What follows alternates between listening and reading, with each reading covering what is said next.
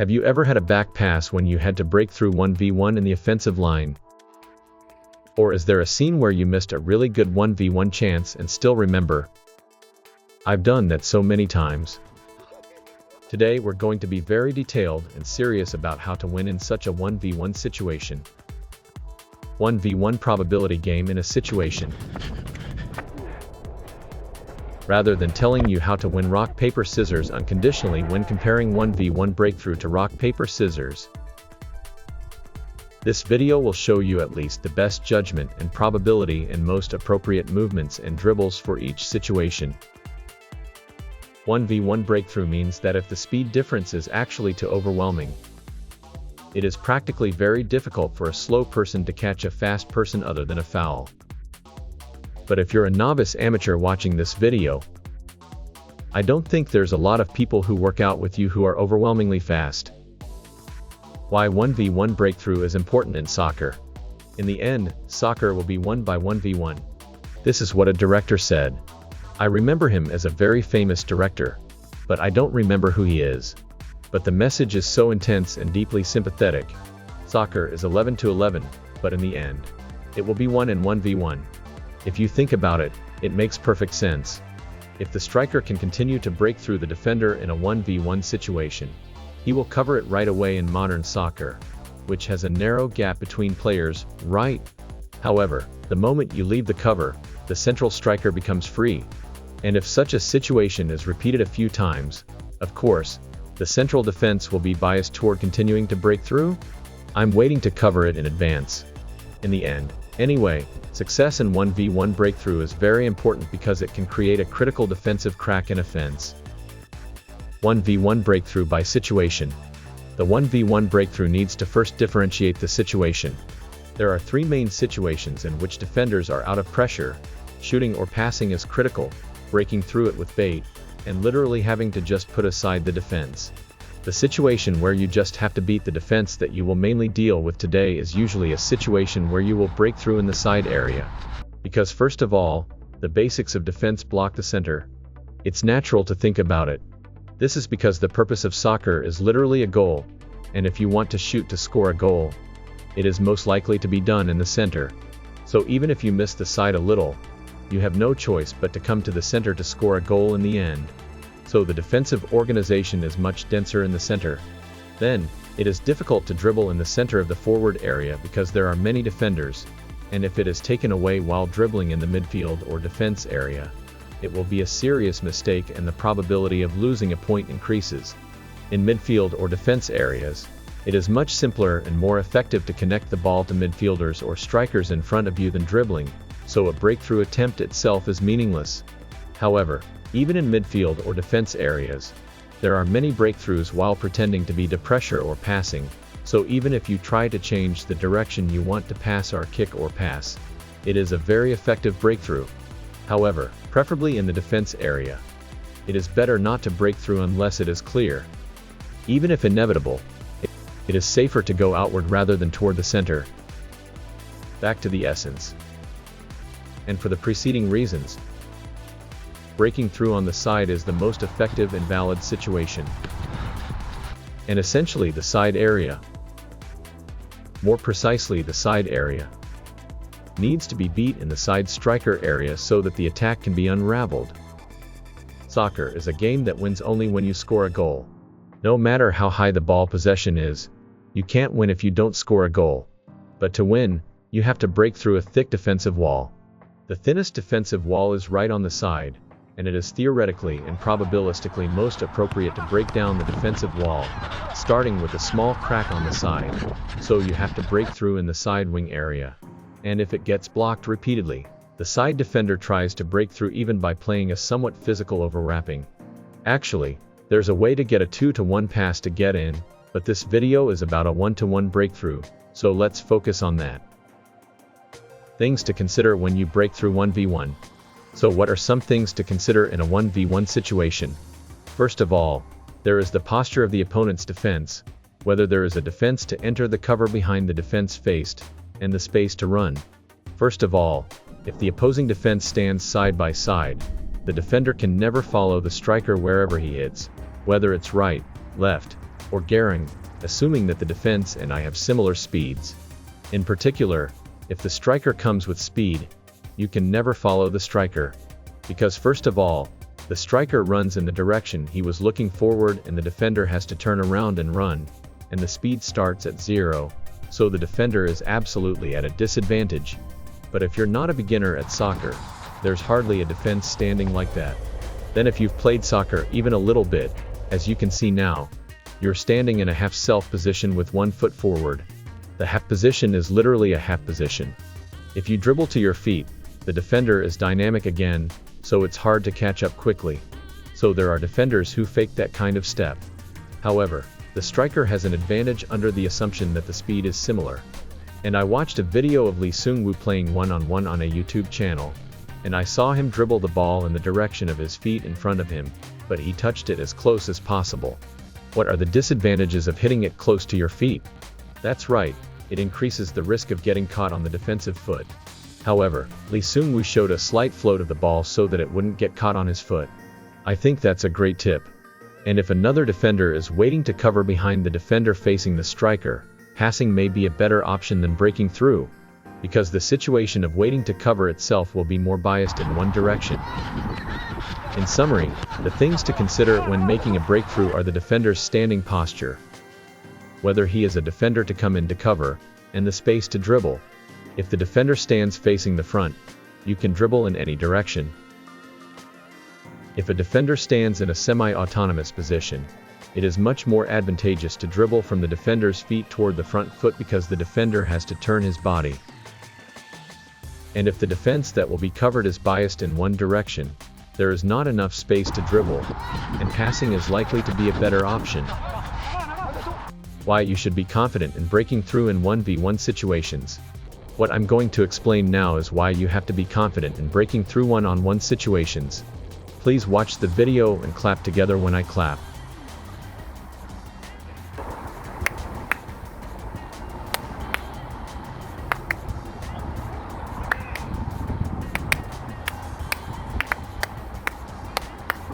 What do you think? Of course, I changed the tempo and rhythm as I wanted, so it was hard to clap at the right time. That's why the striker has the advantage. Anyway, it's an advantage because the striker has the initiative and the striker has the initiative to start. So if you're in a situation where you have to overcome the anxiety of what to do when you fail and break through one-on-one, I'm rooting for you to try to break through one-on-one with confidence. And in the 1v1 situation, various individual skill dribble painting movements are ultimately actions to take away the other person's timing. The best thing is to make the opponent get dynamic due to the painting moves. But even if it's not dynamic, it's effective just to shake the center of gravity and slow the opponent's response to the last touch for the breakthrough. Mitoma is a very hot dribble player in the EPL these days.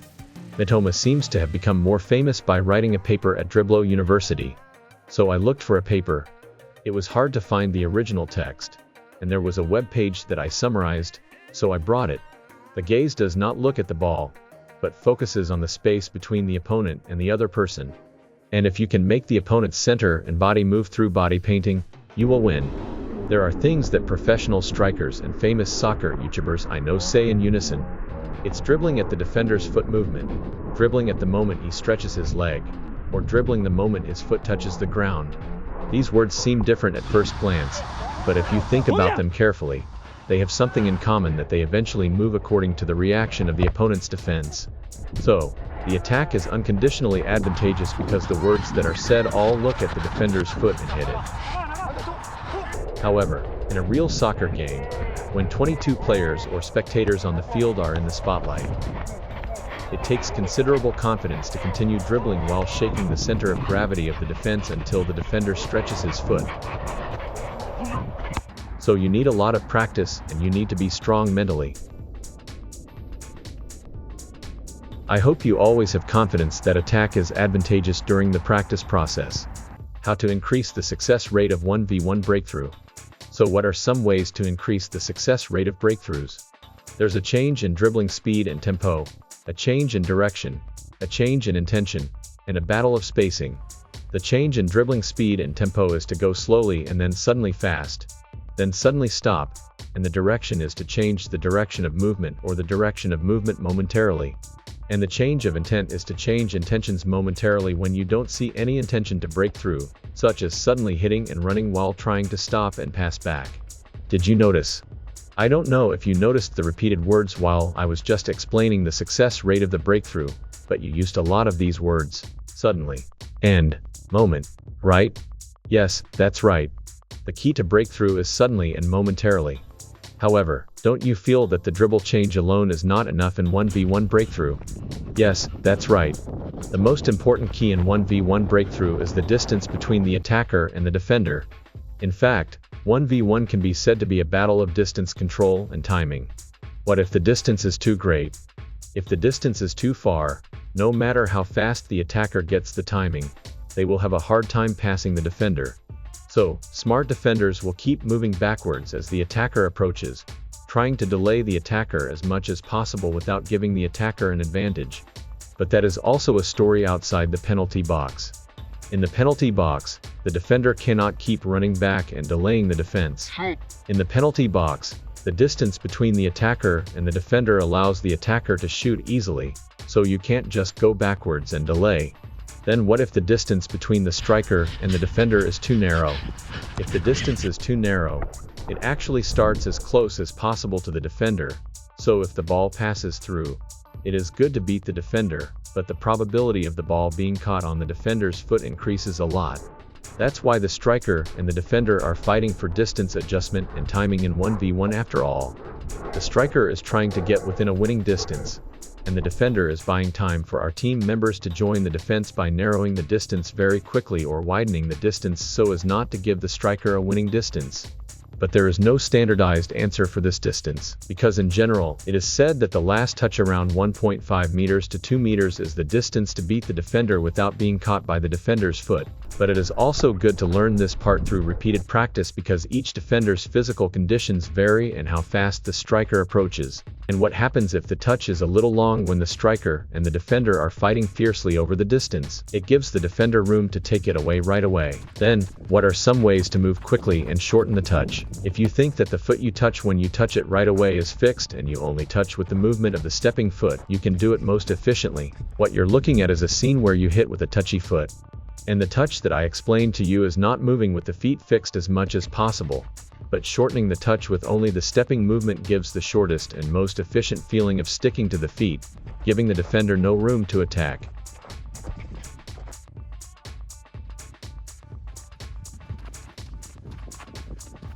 And I'll tell you a little bit more about the last touch. How should I start after the last touch and hit it? Yes, of course, it's better to be fast. Recently, however, I felt something after analyzing Japan's Mitoma's dribble. You don't start by hitting the ball from the side area to the inside of the foot, but you can see a lot of people touching the ball while you're running after stepping on the foot first. Just looking at it, it doesn't seem to make a big difference, but I think there's a big difference. In fact, it is said that there is a difference of about 1 meter per 0.1 second in the 100 meter track and field event. So, even if the reaction speed between the defender and the striker is widened by 0.2 to 0.3 seconds in the actual 1v1 breakthrough, it becomes quite difficult for the defender to follow.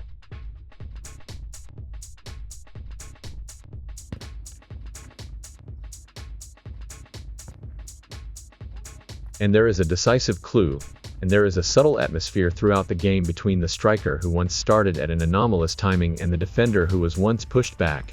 In other words, the striker becomes confident, and the defender has no choice but to react to the striker's small painting movements, small steps, small gaze movements, and very small shoulder movements. In this situation, the striker will be able to fake more and the defender will have to keep the gap longer, so it will be easier for the striker to hit the opposite, cut in, pass, and shoot. Final stage of breakthrough, shoulder fight. It would be great if the breakthrough went like this, but in real football, even if you hit it well at the right time and in the right speed and direction, you don't let the defenders pass by easily. If you reach a certain level or higher, you must fight for ownership of the ball by putting your shoulder in, as you can see now. If the speed is overwhelming and the defender is completely beat, it is advantageous for the defense to block the way. This is because if a defender touches the striker's foot wrong, he can allow free kicks or penalties in very dangerous areas and receive cards if necessary. So if the defense blocks the way, the defense can never take away the striker's ball. But as you can see, if you're going in with a shoulder fight, you have to close your arms.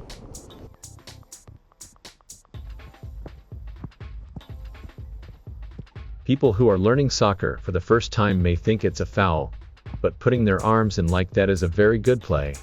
It is clearly a foul to use your arms and hands to pull on your opponent's body or uniform, but even this is often just an advantage depending on the situation of the game. Or if it's worse, you put your head in. In this case, the person with a low posture is advantageous. That's a natural story if you think about the center of gravity a little bit. Anyway, the person who puts the shoulder first wins. Until a shoulder fight, the shoulders are put in to win each other, whether it's the head or the other, but once the shoulders go in, it's the ball ownership of the person whose shoulders went in first, and they show their back to the defender. So if you use your hand or push it wrong behind your back, you'll get a foul. But there are some interesting cases in this case, too. I don't think I've seen this at the professional level, but it's a scene that comes out often in amateur sports, soccer. The first is a scene in which the opponent avoids and falls while excessively shifting the center of gravity toward the opponent to win the shoulder fight. In this case, it's not a foul just because you fell, so you have to hold it well so that you don't lose your balance. However, in ordinary amateur games, it is not easy because the lower body has already lost a lot of strength. Second, there is a lot of space for the striker to hit and run, so if the defender blocks it a little longer, it will interfere with the course. The standard is that it is likely to be recognized as a legitimate shoulder fight if a defender can put his shoulder in to make his ball, but it is dangerous and obvious foul to bump into an attacker when the ball has already passed far and the opponent is already fast. But as you can see, even in the same situation, it's a very good defense to get possession of the ball by fighting shoulders as the defender speeds up and follows.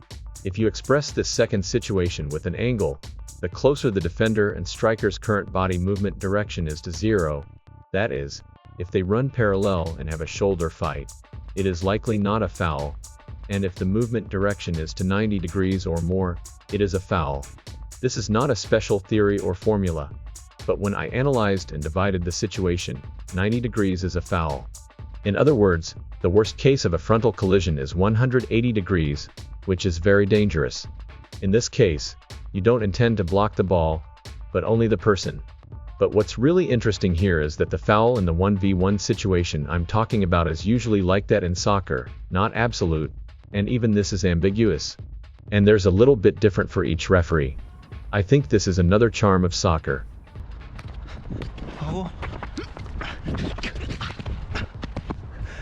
A training method of training. The only training method that you can do by yourself is actually dribbling skills or ball mastery training that allows you to control the ball more sophisticatedly and carefully. So in the case of 1v1, at least 2 people have to do it. Usually when I was teaching kids, I used to mix kick and pass training with 1v1 training by exchanging kick and pass more than 2 times. At this time, it is important to note that after the last pass when the 1v1 situation begins, the defender must quickly approach the most optimized distance for 1v1 with all his power. It's similar to a real game because then you can allow shooting if it's too far away. And it's also a good idea to divide the 1v1 training into 3 areas: left, center, and right. Also, if you're learning soccer for the first time, don't put pressure on the actual level of the game right away, but at first, the defender just stands in position and trains at the level of practicing very slowly. The second is a level where the defender slowly increases the speed and only follows until the end. And the third is a level where the defender follows and extends his foot to the shot to block it. In the end, it's good to have 1v1 training by dividing the stages of practice into actual game level defense. Outro. Today, we learned how to break through a one-on-one situation that is 99.9% successful. What do you think? Do you understand the 1v1 breakthrough now? I hope you understand and practice a lot so that you can win 99.9% in 1v1 situations. Thank you for watching the long video. Have a happy day.